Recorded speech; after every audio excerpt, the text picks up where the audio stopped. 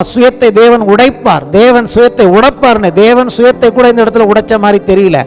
உங்களுடைய என்னுடைய சுயங்கள் உடைக்கப்படுகிற இடம், தேவன் அதை உடைக்க கூட விரும்பல. எப்ப நம்முடைய சுயம் உடைகிறது தெரியுமா? பொழுது விடியும் பொழுது, நம்முடைய வாழ்க்கையில் வெளிச்சம் வரும் பொழுது, கர்த்தர் யார் என்பதை புரிந்து கொள்ளும் போது, பிரகாசமுள்ள மனக்கண்கள் வரும் பொழுது, கிறிஸ்துவின் முகத்தை நோக்கி பார்க்கும் பொழுது, நாம் நம்முடைய சுயத்தை உடைத்து விடுகிறோம். அவரை பார்க்கும் போது சுயம் உடைகிறது. ஆமென். என்னுடைய பிடிவாதங்கள் அவருடைய கிருபையை நான் உணர்ந்து கொள்ளும் பொழுது, நான் என்னுடைய பிடிவாதங்களை விட்டு விடுகிறேன். யாக்கோபின் நிலவரத்தை என் வாழ்க்கையில் விட்டு தேவனுடைய பாதையில் நடக்க இஸ்ரவேலாக என்னை ஒப்புக் கொடுக்கிறேன். நீ என்னோடு இரவு முழுவதும் போராடுவதற்கு என் குதிகாலை விட்டு கொடுப்பது போல, ஒரு நாள் நானாகவே மனம் வந்து பிசாசு என் குதிகாலை நசுக்குவதற்கும் விட்டு கொடுப்பேன். காரணம், புருஷனாக நான் இறங்கி வந்தால் ஒளிய இந்த கிருபை உண்டாகாது என்பதை உன் மூலமாக காண்பிக்கிறேன். தன் வழியிலேயும் தன் விருப்பத்திலேயும் கோணலான வழிகளிலுமே மனுஷன் போய்கொண்டிருக்கிற இந்த காரியத்தில் அவனை தேவனுடைய பிள்ளையாக, தேவனுடைய இளவரசனாக, தேவன் இருக்கிற இடத்திற்கு அவனை நான் கொண்டு போய் என்னோடு உட்கார வைக்க வேண்டும் என்று சொன்னால், ஒவ்வொரு மனிதனையும் இஸ்ரவேலாக நான் மாற்ற வேண்டும் என்று சொன்னால், யாக்கோபாகிய உன்னுடைய வாழ்க்கையில் இஸ்ரவேலாக மாற்றுவதற்கு நான் எதை செய்தேனோ அதை நிச்சயமாக கல்வாரி சிலுவையில் செய்வேன் என்று அவனுக்கு வெளிப்படுத்தினார். ஆமென். இயேசுதான் அந்த வாசல். அவர் சொல்லிட்டார், நானே வழியும் சத்தியமும் ஜீவனுமாய் இருக்கிறேன். ஐ அம் த வே, ஹி இஸ் த கேட். இந்த வாசலை பார்த்துட்டே நம்ம என்ன பண்ணிடுறோம்? இந்த வாசல் எவ்வளவு அழகாக இருக்கிறது, இந்த கேட் எவ்வளவாக அழகாக இருக்கிறது, இயேசு எவ்வளவு அழகானவர் அப்படின்னு சொல்லியே நிற்கிறோம். ஆனால் இயேசு சொல்லுகிறார், கேட்டே இவ்வளோ அழகா இருக்கும்னா உள்ள உள்ளதுதான் எவ்வளோ அழகா இருக்கும். உள்ளே அழகா இல்லாத ஒன்றுக்கு தேவன் ஒரு அழகான கேட்டை போட வேண்டிய அவசியமே இல்லை. அப்ப இவருக்குள் நாம் போக வேண்டும். ஒருவர் எனக்குள்ளே பிரவேசித்தால் அவன் உள்ளும் புறமும் மேய்ச்சலை கண்டடைவான் என்று கர்த்தர் சொல்லி இருக்கிறார். ஆமென். ஒரு சிலர் வீடு கட்டும் போது என்ன பண்றாங்க? வீட்டுக்கு வெளியில நம்ம பார்க்கலாம், அழகான கேட்டுகளை வைக்கிறார்கள். அது நல்லது என்று நான் விரும்புகிறேன். உங்க வீட்டின் கேட்டை குறித்து உங்களுக்கு இருக்க வேண்டிய ஞானம் என்ன தெரியுமா? இந்த கேட் இயேசுவுக்கு அடையாளமாக இருக்கிறது. கேட்டே நல்லா இருக்கும்னா இவங்க வீட்டுக்குள்ள எவ்வளவு நன்றாக இருக்கும். ஆமென். எங்கே ஒரு சீப்பஸ்டா போய் ஒரு காயலாங்கடையில் போயிட்டு ஒரு கேட்டை வாங்கிட்டு வந்து வைக்கக்கூடாது. வீட்டுக்கு புதிய கேட்டுகள் வைக்கப்பட வேண்டும். ஆமென். கர்த்தர் அப்படி அழகுள்ளவராக இருக்கிறார்.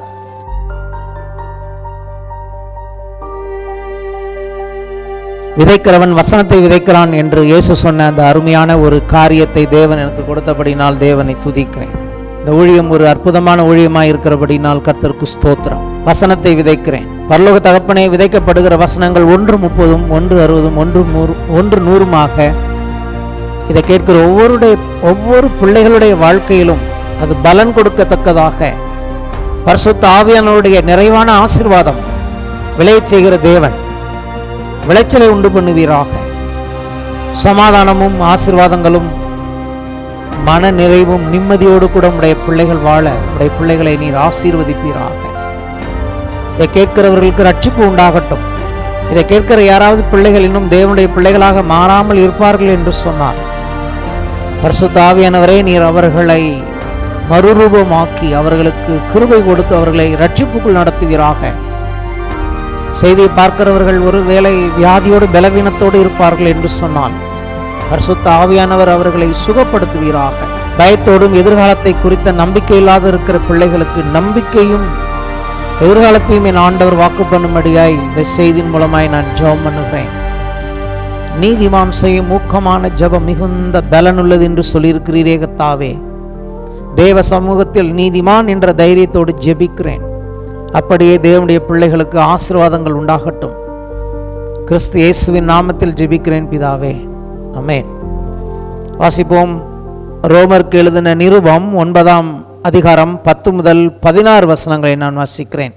இதுவும் அல்லாமல் நம்முடைய பிதாவாகிய ஈசாக்கு என்னும் ஒருவனாலே ரெபேக்காள் கர்ப்பவதியான போது பிள்ளைகள் இன்னும் பெறவாமலும் நல்வினை தீவினை ஒன்றும் செய்யாமல் இருக்கையில் தேவனுடைய தெரிந்து கொள்ளுதலின்படி இருக்கிற அவருடைய தீர்மானம் கிரியைகளினாலே நிலை நிற்காமல் அழைக்கிறவராலே நிலை நிற்கும்படிக்கு மூத்தவன் இளையவனுக்கு ஊழியம் செய்வான் என்று அவளுடனே சொல்லப்பட்டது. அப்படியே யாக்கோபை சிநேகித்து ஏசாவை வெறுத்தேன் என்றும் எழுதியிருக்கிறது. ஆகையால் நாம் என்ன சொல்லுவோம்? தேவனிடத்தில் அநீதி உண்டு என்று சொல்லலாமா?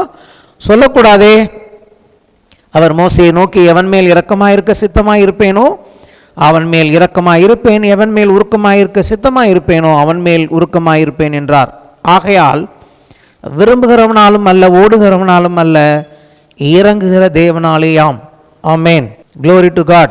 கிரியைகளை மாற்றும் கிருபை என்று சொல்லி நான் தொடர்ந்து போதித்து வருகிறேன். நம்முடைய வாழ்க்கையில் இருக்கிற கிரியைகளை தேவனுடைய கிருபையானது மாற்ற அவர் நம்முடைய தேவனாக இருக்கிறார்.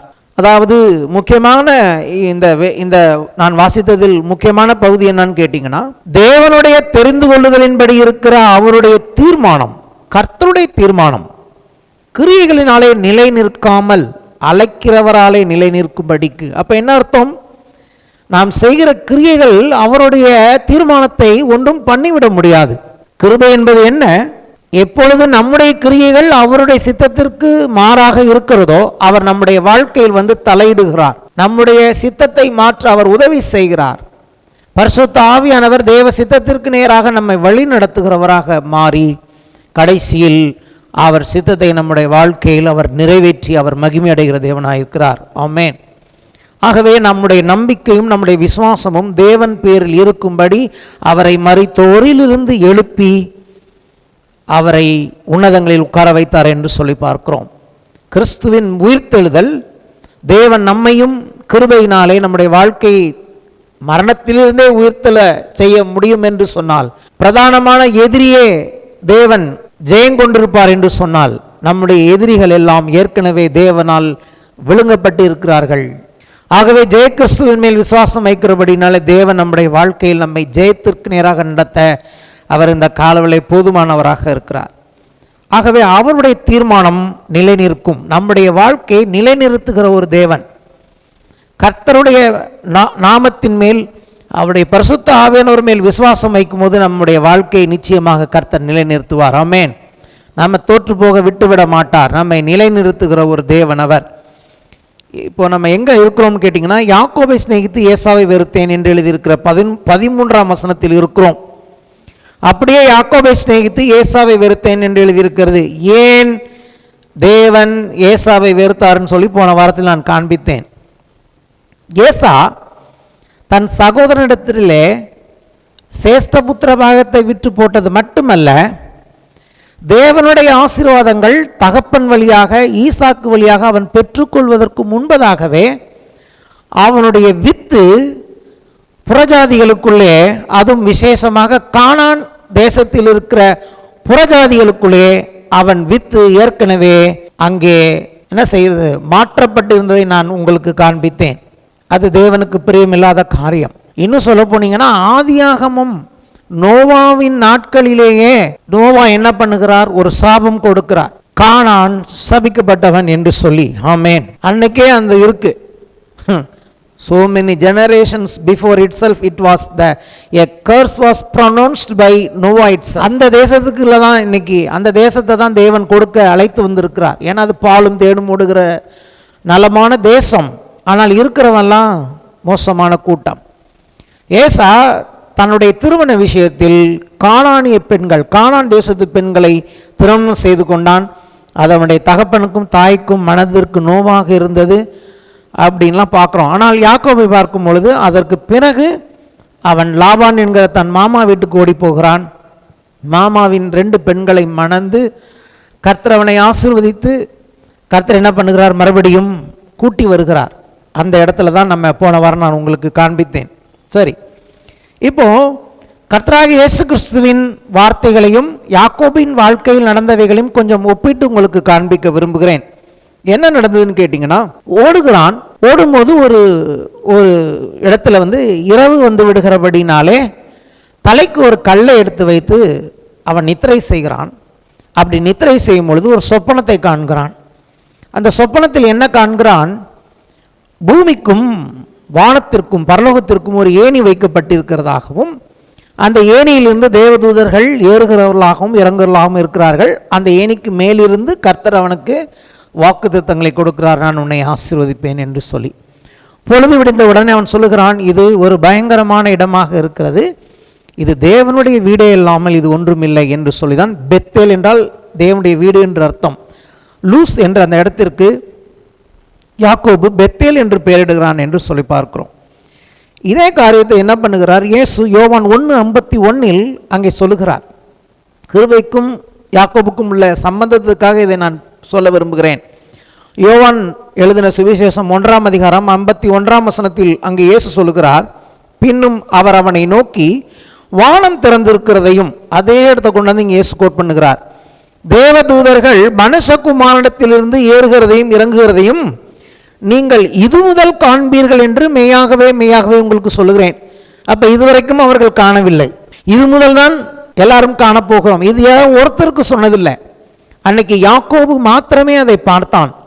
ஆனால் இன்றைக்கு நீங்களும் நானும் இதை பார்க்க வேண்டும் என்று இயேசு விரும்புகிறார். மெய்யாகவே மெய்யாகவேன்னு அழுத்தி சொல்றார். அப்படின்னா என்ன அர்த்தம்? இந்த புதிய ஏற்பாட்டில் கிருபையின் மூலமாக ரட்சிக்கப்படுகிற ஒவ்வொருவர்களும், ஒவ்வொரு தேவனுடைய பிள்ளையும் இதை பார்க்க முடியும். என்ன? இயேசுவிடத்திலிருந்து தேவதூதர்கள் உங்களுக்காக எனக்காக ஏறுகிறதையும் இறங்குகிறதையும் நாம் பார்க்க முடியும். நாங்கள் பார்க்கலையே நீங்கள் சொன்னீங்கன்னா என்ன அர்த்தம்? நீங்கள் பார்க்கலங்கிறதுக்காக அது நடக்கலைன்னு அர்த்தம் இல்லை. இன்றைக்கு இயேசுவின் வார்த்தையின் மூலமாக உங்களுக்காகவும் எனக்காகவும் தேவதூதர்கள் ஏறுகிறவர்களாகவும் இறங்குகிறவர்களாகவும் இருக்கிறார்கள். எத்தனை பேர் விசுவாசிக்கிறீர்கள்? இப்படி நீங்கள் விசுவாசித்துட்டு ஜெபிக்க ஆரம்பிச்சிங்கன்னா, ஒருவேளை கர்த்தர் உங்களுக்கு கண்களை திறந்தால் நீங்கள் அதை பார்க்க முடியும். ஏன் அனைவருக்கு கர்த்தர் அதை பார்க்க வைக்கலன்னா பயந்துருவாங்க. தேவதூதர்களை பார்த்தால் சிலர் பயந்து விடுவார்கள். ஆனால் உண்மையாகவே தேவதூதர்கள் ஆப்ரேட் பண்ணுகிறார்கள். இது ஏன் இயேசு சொல்கிறார்னா, யாக்கோபு கிருபைக்கு அடையாளமானவனாக அவனுக்கு கொடுக்கப்பட்ட அதே அந்த ஆசீர்வாதத்தை தேவன் இன்றைக்கு உங்களுக்கும் எனக்கும் கொடுத்திருக்கிறார். ஆமென். நான் பல வருடங்களாக ஒரு காரியத்தை, ஒரு ஆவிக்குரிய அனுபவம், நான் ஜெபித்து கொண்டிருக்கும் போது என்ன நடக்கும், ஜெபம் பண்ண ஆரம்பித்து கொஞ்சம் நேரம் கழித்து கொஞ்சம் தேவ பிரசன்னெலாம் வந்த பிறகு கண்கள்லாம் மூடியிருந்தாலும் என் ஆவியில் நான் என்ன பார்ப்பேன், ஒரு ப்ளூ, நல்ல டார்க் ப்ளூ ஒரு ஸ்கை தெரியும், ஒரு மேகம் ஒன்று தெரியும். அது எப்படி இருக்குன்னு கேட்டிங்கன்னா, ஆகாயத்தில் ஒரு ஹோல் மாதிரி இருக்கும், ஒரு துவாரம் மாதிரி. எப்படின்னா அந்த துவாரம் வழியாக நம்ம உள்ளே போயிடலாம். அதை போல் ஒன்று வரும். நான் நினச்சிட்டு இருப்பேன் அது என்னுடைய கற்பனை என்று சொல்லி. அப்புறம் தான் நான் யோசிக்க ஆரம்பித்தேன், இது நம்முடைய கற்பனை அல்ல.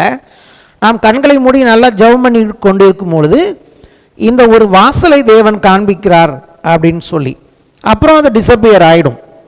அப்படியே இருக்கும் பொழுது சமீபத்தில் ஒரு நாள் கர்த்தர் சொன்னார், இந்த இந்த பிரசங்கம் தயார் பண்ணும்போது, அந்த வாசலில் பார்த்துட்டே எவ்வளோ நாள் இருப்ப, என்னைக்கு அந்த வாசலுக்குள்ளே நீ வருவ? ஆமேன். என்ன சொல்லுகிறார்? அநேகர் நாம் என்ன செய்கிறோம், இயேசுவை பார்க்கும் பொழுது, இயேசுதான் அந்த வாசல். அவர் சொல்லியிருக்கார், நானே வழியும் சத்தியமும் ஜீவனுமாய் இருக்கிறேன். I am the way, he is the gate. அதை சொல்ல வருகிறேன். இயேசுதான் நம்முடைய வாழ்க்கையின் அந்த ஒரு வாசலாக இருக்கிறார். இந்த வாசலை பார்த்துட்டே நம்ம என்ன பண்ணிடுறோம், இந்த வாசல் எவ்வளவு அழகாக இருக்கிறது, இந்த கேட் எவ்வளவு அழகாக இருக்கிறது, இயேசு எவ்வளவு அழகானவர் அப்படின்னு சொல்லியே நிற்கிறோம். ஆனால் இயேசு சொல்லுகிறார், கேட்டே இவ்வளோ அழகாக இருக்கும்னா உள்ளே உள்ளதெல்லாம் எவ்வளோ அழகாக இருக்கும். உள்ளே அழகாக இல்லாத ஒன்றுக்கு தேவன் ஒரு அழகான கேட்டை போட வேண்டிய அவசியமே இல்லை. ஆமென். அப்போ இவருக்குள் நாம் போக வேண்டும். ஒருவர் எனக்குள்ளே பிரவேசித்தால் அவன் உள்ளும் புறமும் மேய்ச்சலை கண்டடைவான் என்று கர்த்தர் சொல்லியிருக்கிறார். ஆமென்.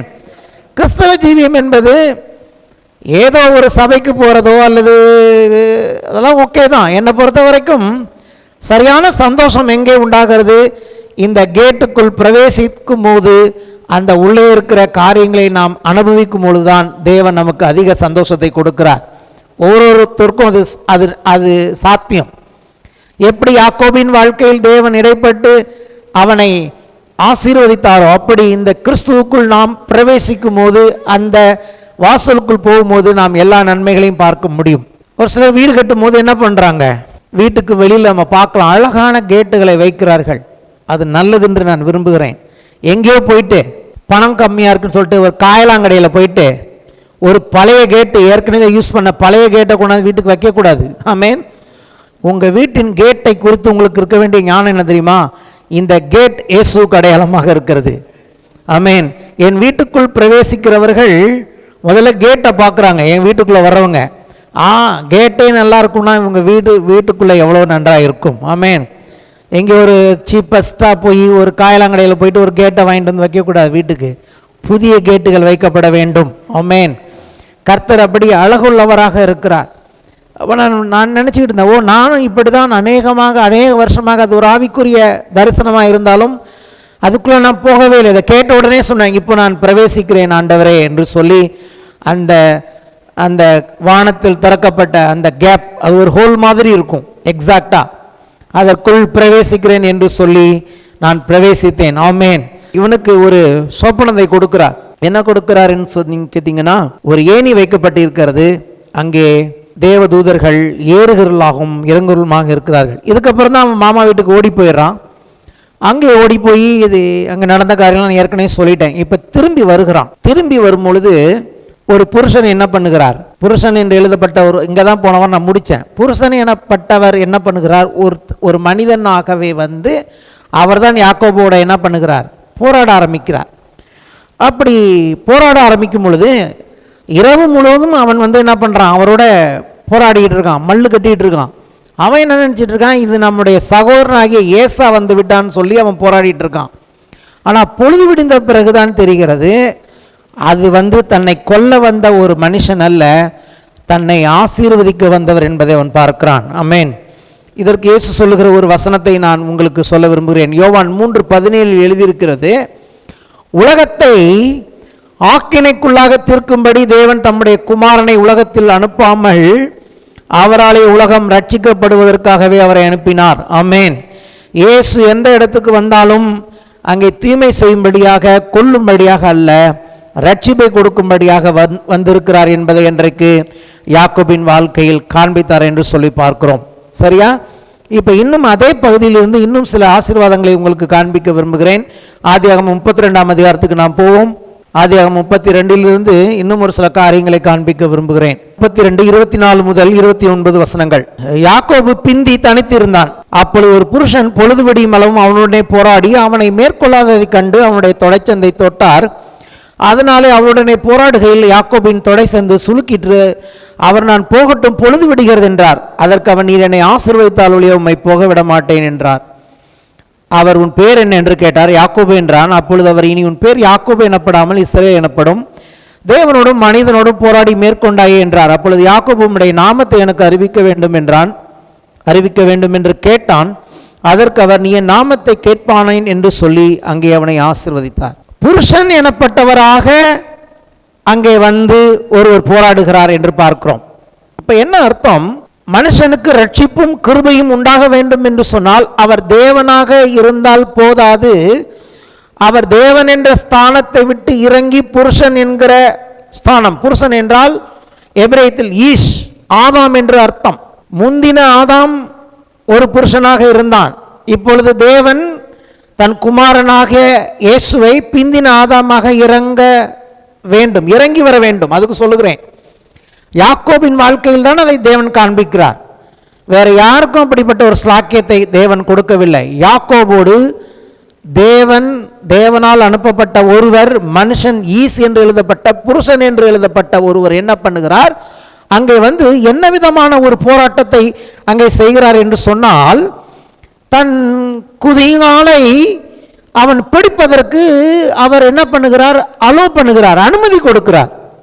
இது எதுக்கு அடையாளமா இருக்குன்னு கேட்டீங்கன்னா, பிசாசு அவருடைய குதிகாலை ஒரு நாள் நசுக்குவான் என்று ஏற்கனவே ஆதியாகமத்தில் எழுதப்பட்டிருக்கிறது. ஆமென். ஆதியாகமம் 3:15 கர்த்தர் முதல்ல பிசாசுக்கு கொடுத்த சாபத்தில் ஒன்று. அதோடு மட்டுமல்ல, அது வந்து ஒரு தீர்க்க தரிசனமான வசனம், சிலுவையை குறித்த வசனம். அங்கே ஆதியாகமம் 3:15 என்ன கர்த்தர் சொல்லுகிறார், உனக்கும் ஸ்திரீக்கும் உன் வித்துக்கும் அவள் வித்துக்கும் பகை உண்டாக்குவேன். சர்பத்தை பார்த்து சொல்றார், உன் வித்துக்கும் அவள் வித்துக்கும், உனக்கும் ஸ்திரீக்கும் பகை உண்டாக்குவேன், அவர் உன் தலையை நசுக்குவார், நீ அவர் குதிங்காலை நசுக்குவாய் என்றார். குதிங்கால் நசுக்குவாய் என்றால் என்ன அர்த்தம், பிசாசு என்ன பண்ணுகிறான், இயேசுவை காயப்படுத்துவான். அந்த காயங்கள், அவர் அனுபவித்த அந்த பாடுகள் எல்லாம் பிசாசினால் உண்டாகி இருந்தாலும் அதை அவர் ஏற்றுக்கொண்டார். அதுக்கு அவர் விட்டு கொடுத்தார். அதை சொல்ல வரேன். இங்கே யாக்கோபுக்கு அவன் தன்னோடு போராடும்படி தன் குதிகாலை விட்டு கொடுத்தவர். அவர் நினைச்சிருந்தான்னா நிமிஷத்தில் அவனை ஒரே தள்ளி இருக்கலாம். அப்படிதான் அவர் கெத்சமனையில் ஜெபம் பண்ணும் பொழுது அதற்கு பிறகு அவரை பிடிக்கிறதுக்கு எல்லாம் வர்றாங்க. ரோமர் சேனைகள் வரார்கள். அவர் நினைச்சார்னா ஒரே நிமிஷத்தில் ஊதி தள்ளி இருக்கலாம். அவர் விட்டு கொடுத்தார். யாக்கோபின் மூலமாக அதை காண்பிக்கிறார். நீ என்னோடு இரவு முழுவதும் போராடுவதற்கு என் குதிகாலை விட்டு கொடுப்பது போல ஒரு நாள் நானாகவே மனம் வந்து பிசாசு என் குதிகாலை நசுக்குவதற்கும் விட்டு கொடுப்பேன். காரணம், புருஷனாக நான் இறங்கி வந்தால் ஒழிய இந்த கிருபை உண்டாகாது என்பதை உன் மூலமாக காண்பிக்கிறேன். தன் வழியிலேயும் தன் விருப்பத்திலேயும் கோணலான வழிகளிலுமே மனுஷன் போய் கொண்டிருக்கிற இந்த காரியத்தில் அவனை தேவனுடைய பிள்ளையாக, தேவனுடைய இளவரசனாக, தேவன் இருக்கிற இடத்திற்கு அவனை நான் கொண்டு போய் என்னோடு உட்கார வைக்க வேண்டும் என்று சொன்னால், ஒவ்வொரு மனிதனையும் இஸ்ரேலாக நான் மாற்ற வேண்டும் என்று சொன்னால், யாக்கோபாகிய உன்னுடைய வாழ்க்கையில் இஸ்ரேலாக மாற்றுவதற்கு நான் எதை செய்தேனோ அதை நிச்சயமாக கல்வாரி சிலுவையில் செய்வேன் என்று அவனுக்கு வெளிப்படுத்தினார். ஆமென். கைகளை உயர்த்தி கர்த்தரை துதிப்போம். யோவானில் அவர் சொல்லுகிறார், இயேசுவே சொல்லுகிறார் இதை பற்றி. யோவான் 10ஆம் அதிகாரம் 17 முதல் 18 வசனங்கள். யோவான் 10, 17 முதல் 18. நான் என் ஜீவனை மறுபடியும் அடைந்து கொள்ளும்படிக்கு அதை கொடுக்கிறபடினால். அப்ப என்ன, யாராவது இயேசுகிட்ட ஜீவனை எடுத்தாங்களா அல்லது இயேசு கொடுத்தாரா? இயேசு கொடுத்தார். ஆமென். அவரா கொடுக்காம அவர்கிட்ட இருந்து யாருமே எடுத்துக்க முடியாது. அப்ப நான் கேட்கிறேன், யாக்கோபு இரவு முழுவதும் அவரை விட்டு விடாம பிடிச்சிக்கட்டும், நைட்டு ஃபுல்லா பிடிக்கட்டும், பொழுது விடிஞ்சு நான் யாரும் தெரிஞ்சுக்கிட்டோன்னு அவனுக்கு விட்டு கொடுத்தவர் யார்? இயேசு. ஆமென். நீங்களும் நானும் ரட்சிக்கப்படும்படியாக தேவன் தன்னை விட்டு கொடுத்தது யாருக்காக? உங்களுக்காகவும் எனக்காகவும் தான். அப்போ நான் தான் அதான் சொல்லுகிறேன், கிருபைதான் கிரியைகளை மேற்கொள்ளுகிறதாக இருக்கிறது. தேவன் இறக்கம் வைக்காம, தேவன் நம்ம மேல அன்பு வைக்காம நம்ம நினைச்சிருக்கோம் நம்ம தான் எல்லாம் செஞ்சுட்டு இருக்கோம். இல்லை, அவருடைய கிருபை பின்னாலேருந்து நம்மை நடத்துகிறதாக இருக்கிறது. நம்ம நினைச்சிருக்கோம் எல்லாம் பண்ணிட்டோம் சாதிச்சிட்டோம். இல்லை, அவர் தான் செய்ய வைக்கிறார். சரி, என் பிள்ளை இதை செய்யட்டும் என்று சொல்லி, நான் என் ஜீவனை மறுபடியும் அடைந்து கொள்ளும்படிக்கு அதை கொடுக்கிறபடினால் பிதா என்னில் அன்பாயிருக்கிறார், ஒருவனும் அதை என்னிடத்திலிருந்து எடுத்துக்கொள்ள மாட்டான். எவ்வளவு போல்டா சொல்றாரு பாருங்க ராஜா. நானே அதை கொடுக்கிறேன். ஹல்லேலூயா. அதை கொடுக்கவும் எனக்கு அதிகாரம் உண்டு, அதை மறுபடியும் எடுத்துக்கொள்ளவும் எனக்கு அதிகாரம் உண்டு. இந்த கட்டளை என் பிதாவிடத்தில் பெற்றுக்கொண்டேன் என்றார். அப்போ என்னுடைய பிடிவாதம் சில நேரங்களில் என்ன பண்ணுகிறது? என் பிடிவாதம்னா தேவனுக்கு தெரியுது, இவன் பிடிவாதக்காரன், எவ்வளவு பிடிவாதம் பிடிக்க முடியுமோ பிடிப்பா. நல்ல பிடிவாதம். தொடை சந்தை தொட்டார், சுளுக்கு உண்டாயிற்று, விட்டுருவான்னு பார்த்தாரு. அவன் தேவன் அவனுடைய தொடை சந்தை தொட்டு சுளுக்கு உண்டானாலும் அவன் உடலை. அவ்வளோ பிடிவாதக்காரனா இருக்கான். ஓ, தேவனே கொஞ்சம் விட்டு, தேவனே செஞ்சு பார்க்கறதுனால அவன் பிடிவாதம். ஓகே, உன் பிடிவாதத்தை விடாதங்கிறாரு. எப்போ அவன் பிடிவாதம் ஆசீர்வாதமாய் மாறுகிறது? அவர் முகத்தை பார்க்கும் பொழுது. நம்ம வாழ்க்கையில் சுயத்தை நம்ம நினைக்கிறோம், நிறைய பேர் சொல்லுவாங்க சுயத்தை தேவன் உடைப்பார், தேவன் சுயத்தை உடைப்பார்னு. தேவன் சுயத்தை கூட இந்த இடத்துல உடைச்ச மாதிரி தெரியல. உங்களுடைய என்னுடைய சுயங்கள் உடைக்கப்படுகிற இடம், தேவன் அதை உடைக்க கூட விரும்பல. எப்போ நம்முடைய சுயம் உடைகிறது தெரியுமா? பொழுது விடியும் பொழுது, நம்முடைய வாழ்க்கையில் வெளிச்சம் வரும் பொழுது, கர்த்தர் யார் என்பதை புரிந்து கொள்ளும் போது, பிரகாசமுள்ள மனக்கண்கள் வரும் பொழுது, கிறிஸ்துவின் முகத்தை நோக்கி பார்க்கும் பொழுது நாம் நம்முடைய சுயத்தை உடைத்து விடுகிறோம். அவரை பார்க்கும் போது சுயம் உடைகிறது. ஆமென். என்னுடைய பிடிவாதங்கள் அவருடைய கிருபையை நான் உணர்ந்து கொள்ளும் பொழுது நான் என்னுடைய பிடிவாதங்களை விட்டு விடுகிறேன். யாக்கோபின் நிலவரத்தை என் வாழ்க்கையில் விட்டு தேவனுடைய பாதையில் நடக்க இஸ்ரேலாக என்னை ஒப்பு கொடுக்கிறேன். அப்ப சொல்லுகிறார், இனி உன் பேர் யாக்கோபு எனப்படாமல் இஸ்ரேல் எனப்படும், தேவனோடும் மனிதனோடும் போராடி மேற்கொண்டாயே என்றார். கிங் ஜேம்ஸ் வெர்ஷன்ல மறுபடியும் போன வாரத்தில் வாசித்த அந்த வசனத்தை வாசித்து காண்பிக்க விரும்புகிறேன். And he said unto him, what is thy name? And he said, Jacob. And he said, thy name shall be called no more Jacob, but Israel. For as a prince hast thou power with God and with man, and has prevailed. Israel என்றால் அவர் சொல்லுகிறார், மனிதனோடும் தேவனோடும் போராடி மேற்கொண்டாயே, பிடிவாதக்காரனாய் இருந்தாயே, நான் ஆசீர்வாதத்துக்காக எந்த எக்ஸ்ட்ரீமுக்கும் போவேன் அப்படின்னு இருந்தான். அதான் எனக்கு அவங்கிட்ட பிடிச்சது. ஆமென். எல்லாத்துலேயுமே அந்த சேஷ்ட புத்திர பாகத்தை குறித்த ஒரு ஆசை, அதற்கு பிறகு தகப்பனுடைய ஆசீர்வாதத்தை குறித்த ஒரு ஆசை, அதுக்கப்புறம் தேவனுடைய ஆசீர்வாதத்தை குறித்த ஆசை, கடைசியாக என்ன பண்ணுறான்? தேவன் என்னை ஆசீர்வதிக்க வேண்டும் என்று சொல்லி பொழுது விடிந்த பிறகு, இவர் தன்னை கொல்ல வந்த புருஷன் அல்ல, இவர்தான் அவரை பார்த்தோன்னே ஒன்று புரிஞ்சுக்கிட்டான், அவரை வெளிச்சத்தில் பார்த்தோன்னு ஒன்று புரிஞ்சுக்கிட்டான். ஆசீர்வாதம் என்று சொன்னால் இவர்தான் ஆசீர்வதிக்கிறவர் என்பதை அவன் அன்றைக்கு புரிந்து கொண்டான். அப்போ இதுவரைக்கும் இந்த ஆசீர்வாதங்களை காட்டிலும் உண்மையான ஆசீர்வாதம் கிறிஸ்துவினால் உண்டாகிறது என்பதை, கிறிஸ்துவின் மூலமாக உண்டாக போகிற ஆவிக்குரிய ஆசீர்வாதத்தை, நிரந்தரமான ஆசீர்வாதத்தை, நித்திய ஆசீர்வாதத்தை அங்கே யாக்கோபு பெற்றுக்கொள்கிறான். அவனுக்கு ஏற்கனவே உலக பிரகாரமான ஆசீர்வாதங்கள் நிறைய இருந்தது. இப்பொழுது அவன் பெற்றுக்கொண்ட ஆசீர்வாதம் என்னன்னு கேட்டிங்கன்னா, தேவனுடைய இளவரசன், பிரின்ஸ் ஆஃப் காட் என்கிற அந்த இடத்தை, அதாவது தேவனை போல ஆளுகை செய்கிறவனாக, ஒரு நாள் இயேசுவோடு சேர்ந்து நானும் ஆளுகை செய்வேன், உன்னதங்களில் அவரோடு உட்கார வைக்கப்படுகிற இடத்திற்கு நான் போக வேண்டும். அதுதான் இஸ்ரேலின் ஆசீர்வாதம். இஸ்ரேல் என்றால் மேற்கொள்ளுகிறவன், ஜெயிக்கிறவன் என்ற அர்த்தம்.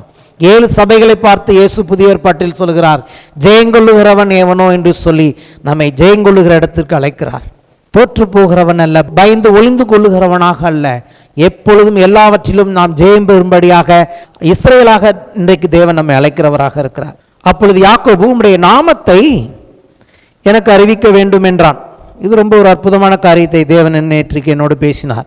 அதற்கு அவர், நீ என் நாமத்தை கேட்பானேன் என்று சொல்லி அங்கே அவனை ஆசீர்வதித்தார். அப்பொழுது யாக்கோபு, நான் தேவனை முகமுகமாய் கண்டேன். சொல்லுமா, தேவனை முகமுகமாய் கண்டேன். அங்கே மனுஷன் என்று சொல்லப்பட்டவர், புருஷன் என்று சொல்லப்பட்டவர்.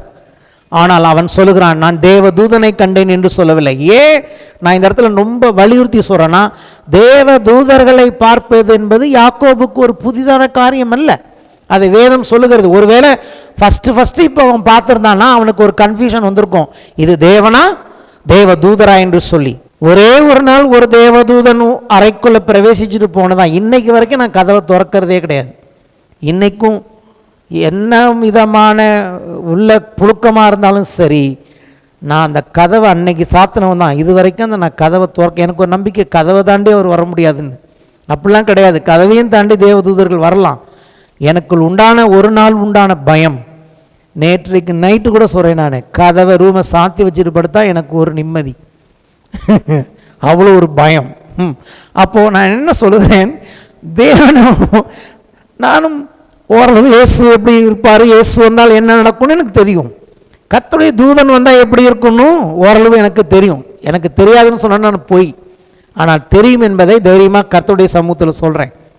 அப்போ நான் ஏன் இதெல்லாம் சொல்கிறேன்னா, யாக்கோபுக்கு தேவ தூதர்கள் ஒரு புது விஷயம் அல்ல. சேனையாய் பார்த்து மக்னாயும் என்று பேர் வைக்கிறான் தேவருடைய தூதர்களை பார்த்து. ஆனால் இந்த இடத்துல அவன் சொல்கிறது ரொம்ப முக்கியம், இதுதான் நான் விரும்புகிறேன். யாக்கோபு சொல்கிறான், தேவனை முகமுகமாய் கண்டேன். ஹல்லேலூயா. அப்போ அவனுக்கு தெரியுது இது தேவன் என்று சொல்லி. அப்போ நான் அதனால தான் தைரியமாக சொல்கிறேன், அது இயேசு என்று சொல்லி. உயிர் தப்பி பிழைத்தேன் என்று சொல்லி அந்த இடத்துக்கு பெனியேல் என்று பெயரிட்டான். பெனியேல் என்றால் ஃபேஸ் ஆஃப் காட், தேவனுடைய முகம் என்று அர்த்தம். இதை நான் ஏன் சொல்கிறேன்னு கேட்டிங்கன்னா, தேவனுடைய முகத்துக்கும் தேவனுடைய நாமத்துக்கும் தேவனுடைய ஆசீர்வாதங்களுக்கும் ஒரு பெரிய சம்பந்தம் இருக்கிறது. இந்த இடத்துல அவன் சொல்கிறான் பார்த்தீங்களா, தேவனை முகமுகமாய் கண்டேன், உயிர் தப்பி பிழைத்தேன் என்று சொல்லி. இதுக்கப்புறம் யாக்கோபுடைய வாழ்க்கையில் யாக்கோபை இஸ்ரேலாக மாற்றி விடுகிறார். அதுக்கப்புறம் அவனுக்கு பிள்ளைகள் பிறக்கிறார்கள், இஸ்ரேல் புத்திரர்கள் பெருகுகிறார்கள். அவங்க இதுக்கு போகிறாங்க, எகிப்துக்கு போகிறாங்க, அப்புறம் திரும்பி வராங்க. ஆனாலும் கர்த்தர் மறுபடியும் அதே காரியத்தை, இந்த ஆதியாகமத்தில் நடந்த காரியத்தை மோசைகிட்ட சொல்கிறார். எங்கே சொல்கிறாருன்னு கேட்டிங்கன்னா, என்னாகமம், இதுதான் நம்ம ஆசீர்வாதம் சொல்லுவோம், ஆரோனின் ஆசீர்வாதம்னு சொல்லுவோம். அந்த இடத்துல கர்த்தர் என்ன சொல்கிறாருங்க இங்கே கொஞ்சம் நீங்கள் கவனிக்கும்படி விரும்புகிறேன். என்னாகமம் 6ஆம் அதிகாரம் 23 முதல் 27 வசனங்கள். என்னாகமம் 6, 23 முதல் 27. நீ ஆரோனோடும் அவன் குமாரனோடும் சொல்ல வேண்டியது என்னவென்றால், கர்த்தர் மோசேட்ட சொல்றாரு, நீங்கள் இஸ்ரவேல் புத்திரரை ஆசீர்வதிக்கும் போது, யார் புத்திரர், யார் இஸ்ரவேல் புத்திரர்னா யாக்கோபின் புத்திரர். ஆனால் கர்த்தர் இங்க என்னன்னு சொல்லல, யாக்கோபின் புத்திரர்னு சொல்ல மாட்டார். இஸ்ரவேல் புத்திரரை ஆசீர்வதிக்கும் போது அவர்களை பார்த்து சொல்ல வேண்டியதாவது சொல்லு. ரொம்ப முக்கிய வார்த்தைகள். அந்த வார்த்தைகளில் தான் கர்த்தர் ஆசீர்வாதத்தை வைக்கிறார். எப்படி ஆசீர்வதிக்கணுமா? கர்த்தர் உன்னை ஆசீர்வதித்து உன்னை காக்க கடவர். யாக்கோபு ஏன் ஆசீர்வதிக்கணும்னு சொன்னா? பயந்து போயிருக்கிறான். சகோதரன் அங்கே கொல்றதுக்கு ரெடியா இருக்கானுங்கிற ஒரு பயம். ஆனால் நீர் என்னை ஆசீர்வதித்தாலொழிய உன்னை போக விட மாட்டேன்னு சொல்றான். அந்த ஆசீர்வாதத்தில் ஒரு பங்கு என்னன்னு கேட்டீங்கன்னா பாதுகாப்பு. கொல்லலாமோ என்று நினைத்து கொண்டிருந்த சகோதரன் இப்பொழுது அவனோடு சமாதானமான வழிகளில் போய் அவனை விட்டு தூர போனான் என்று சொல்லி பார்க்கிறோம். நீதிமொழிகளில் எழுதியிருக்கிறது, ஒருவனுடைய வழிகள் கர்த்தருக்கு பிரியமாயிருந்தால் அவன் சத்துருக்களையும் அவனோடு சமாதானம் பண்ணுகிற தேவன். சத்துருக்களுக்கு இவன் எவ்வளவு பயந்தானோ அந்த பயத்துக்கும் நடந்த காரியத்துக்கும் சம்பந்தமே இல்லை. ஏனென்றால் கர்த்தர் அவனை இங்கே ஆசீர்வதித்து விட்டார். ஆமேன். கர்த்தருடைய அனுமதி இல்லாமல் ஒருவனும் உங்கள் மேல் கை போட முடியாது. இயேசு சொல்லியிருக்கிறார், உங்கள் தலையில் இருக்கிற முடிகளெல்லாம் எண்ணி வைத்திருக்கிறேன். தேவனுடைய அனுமதி இல்லாமல் உங்கள் முடி கூட ஒன்றும் விழாது. ஆமேன். இது எதை காண்பிக்கிறது? இது பாதுகாப்பு. தேவனுடைய ஆசீர்வாதத்தில் இருக்கிற ஒரு பாதுகாப்பை காண்பிக்கிறதாக இருக்கிறது. அங்கே சொல்லுகிறார், கர்த்தர் உன்னை ஆசீர்வதித்து உன்னை காக்க கடவர். அதுக்கு அடுத்த வார்த்தை சொல்றாரு பாருங்க, கர்த்தர் தன்னுடைய முகத்தை உன்மேல் பிரகாசிக்க பண்ணி உன்மேல் கிருபையாயிருக்க கடவர். கர்த்தருடைய கிருபை எங்கேருந்து வருகிறது? எக்ஸாக்டா ஒரு இடத்தை மட்டும் சொல்லுறார், தன் முகம். தேவன் உங்க மேல கிருபையா இருக்கிறார், அன்பா இருக்கிறார்னாலே அர்த்தம் என்னன்னு கேட்டீங்கன்னா, நம்ம முகத்துக்கும் அவர் முகத்துக்கும் ஒரு சம்பந்தம் இருக்கிறது. ஆமேன். அவர் முகத்தை நாம் பார்க்க வேண்டும். அவர் முகத்தை பார்க்க முடியும். ஒரு ஏணி வைக்கப்பட்டிருக்கிறது. தேவ தூதர்கள் ஏறுகிறவர்களாகவும் இறங்குவர்களாகவும் இருக்கிறார்கள். நாம் இன்றைக்கு தேவனுடைய இயேசுவினுடைய முகத்தை நம்மால் பார்க்க முடியும். கிருபைக்கும் முகத்துக்கும் பெரிய சம்பந்தம் இருக்கிறது. கர்த்தர் தன்னுடைய முகத்தை உன்மேல் பிரகாசிக்க பண்ணி உன்மேல் கிருபையாயிருக்க கடவர். அடுத்தபடி பார்த்தீங்கன்னா, கர்த்தர் தன்னுடைய முகத்தை உன்மேல் பிரசன்னமாக்கி, இது நெக்ஸ்ட் ஸ்டேஜ். அப்படி இது எப்படின்னு கேட்டீங்கன்னா, அப்படியே ஃபுல்லா வந்து மூடி விடுகிறார். அவர் முகம், அந்த முகத்தை பிரசன்னமாக்கி சமாதானம் கட்டளையிட கடவர். Shalom, nothing missing, nothing broken என்ற காரியம் எப்பொழுது உண்டாகிறதுன்னு கேட்டீங்கன்னா, எல்லாமே அவருடைய முகத்தில் இருந்து உண்டாகிறது. அங்கே யாக்கோபுக்கு முகத்தை காண்பித்தவர் நமக்கு இன்றைக்கு தன் முகத்தை காண்பித்திருக்கிறார். ஆமேன். இயேசுவின் முகத்திலிருந்து இந்த ஆசீர்வாதங்கள் உண்டாகிறது என்று சொல்லி பார்க்கிறோம். இவ்விதமாக அங்க பாருங்க, ஒரு சூப்பரா சொல்றாரு, இவ்விதமாய் அவர்கள் என் நாமத்தை இஸ்ரவேல் புத்திரர் மேல் கூற கடவர்கள், அப்பொழுது நான் அவர்களை ஆசீர்வதிப்பேன் என்று சொல்கின்றார். இந்த இடத்துல எங்க கர்த்தருடைய நாமத்தை சொன்னாங்க? கர்த்தர் மட்டும் சொல்லல.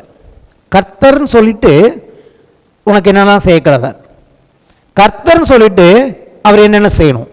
அப்ப நான் சொல்லுகிறேன், கர்த்தருடைய நாமத்திலேயே ஆசீர்வாதங்கள் இணைந்திருக்கிறது. புரியுதா?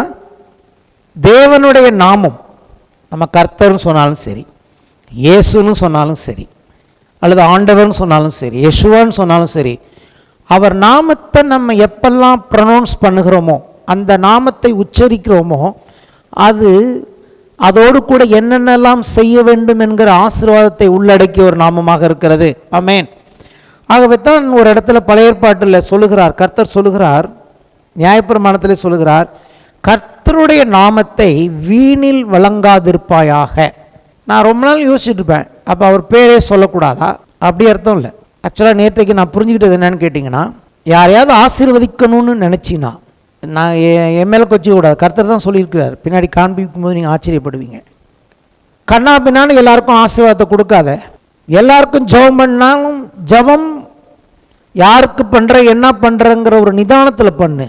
அந்த நாமத்தில் ஆசீர்வாதம் இருக்கிறபடினாலே ஆசீர்வாதத்தை கொடுக்கும்போது ஆசீர்வாதத்திற்கு பாத்திரவானா என்று பார்த்து அந்த ஆசீர்வாதத்தை கொடு என்று தேவன் சொல்கிறார்.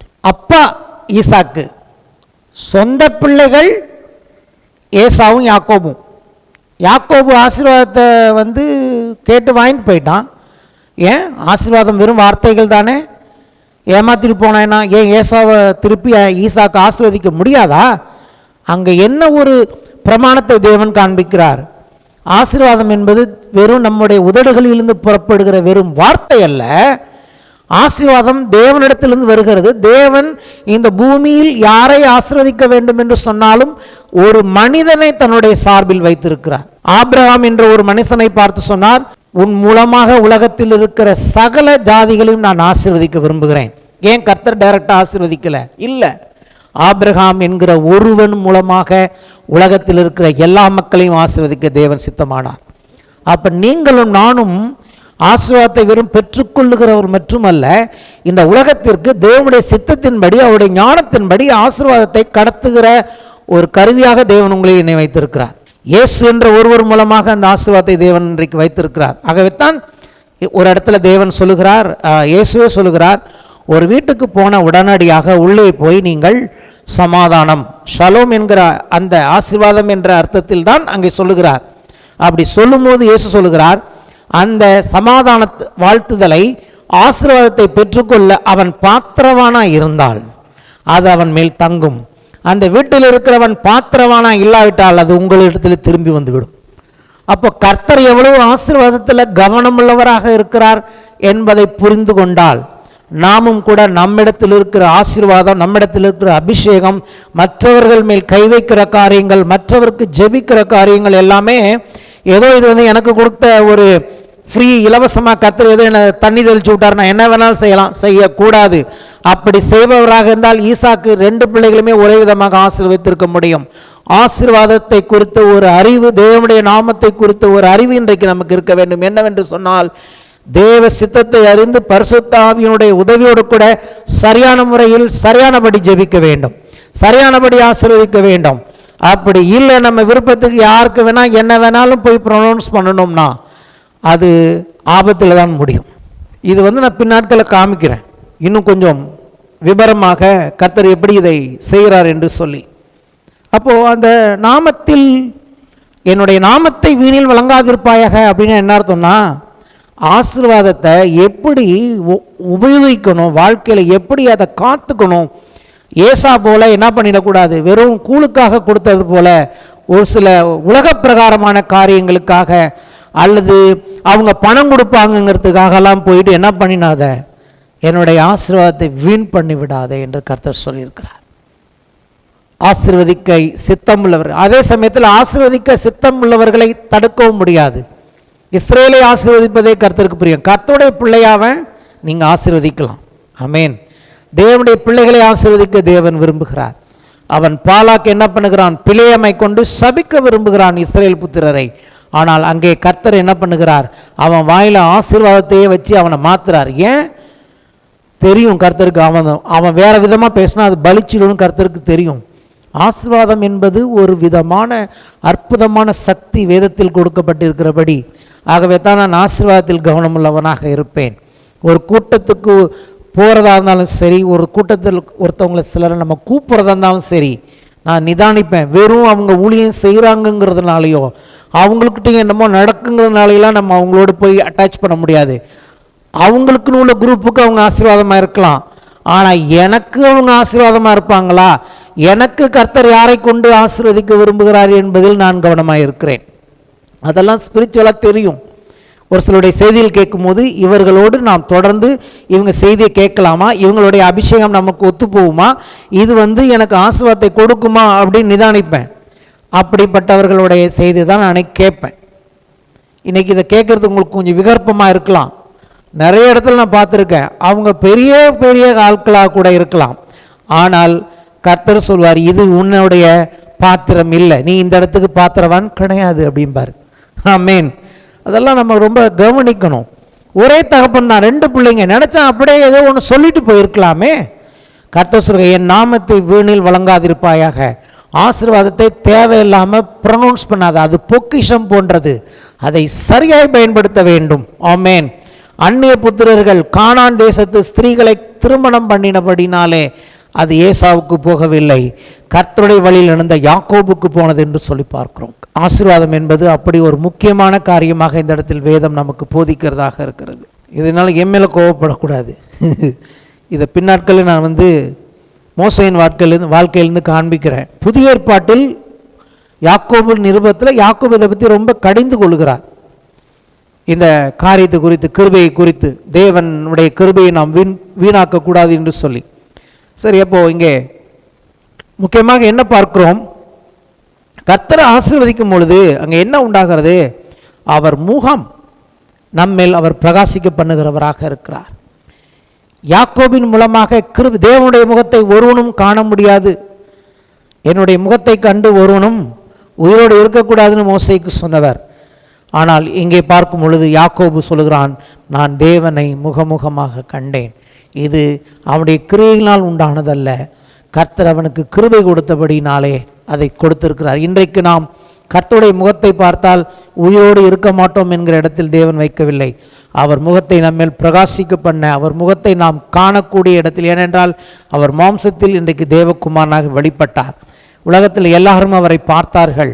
கிருபை நிறைந்தவராக அவர் மாம்சத்தில் வந்தாலும் கிருபை நிறைந்தவராய் நமக்குள்ளே வாசம் பண்ணினார் என்று சொல்லி பார்க்கிறோம். இன்றைக்கு சபையாகிய பொன் குத்து விளக்கின் மத்தியில் உலாவி வருகிறவராக இருக்கிறார். யோவான் உயிர் தெழுந்த இயேசுவை பரலோகத்திலிருந்து போய் முகமுகமாய் அவன் பார்த்தான் என்று சொல்லி பார்க்கிறோம். நாம் அவருக்காக காத்திருக்கிறோம். நாள் ஒன்று வருகிறது, நாம் அவரை முகமுகமாக பார்ப்போம். அப்படி பார்க்கும்போது வேதம் சொல்லுகிறது, அவர் இருக்கிற பிரகாரமாகவே அவர் நம்மை மாற்றப் போகிறார் என்று சொல்லி. யாருமே பார்க்க முடியாத அவருடைய முகத்துக்கு ஒப்பான முகமாக. ஆகவே தான் இஸ்ரவேல் என்று சொன்னார். தேவன் தனக்கு சமமாக தன்னுடைய குமாரனுடைய சாயலுக்கு ஒப்பாக மாறும்படி நம்மை அழைத்திருக்கிறார். இது கிருபையினால் உண்டான காரியம். இந்த கிருபை என்ன பண்ணுகிறது? நம்முடைய வாழ்க்கையில் நம்முடைய கிரியைகளை அது மாற்றக்கூடியதாக இருக்கிறது. எது மாற்றுகிறது என்று சொன்னால் ஆசீர்வாதம் மாற்றுகிறது.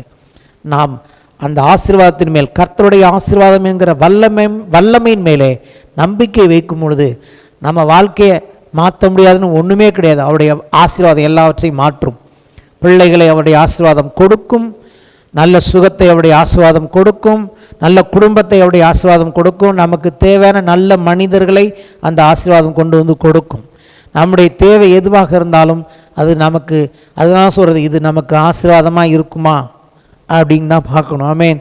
எது செஞ்சாலும் சரி, இது ஆசீர்வாதமாக இருக்குமா இல்லை இது நம்ம சாபத்துக்குள்ளே கொண்டு போய் விட்டுருமா அப்படின்னு நிதானித்து நாம் செய்ய நம்மை தேவன் அழைத்திருக்கிறார்.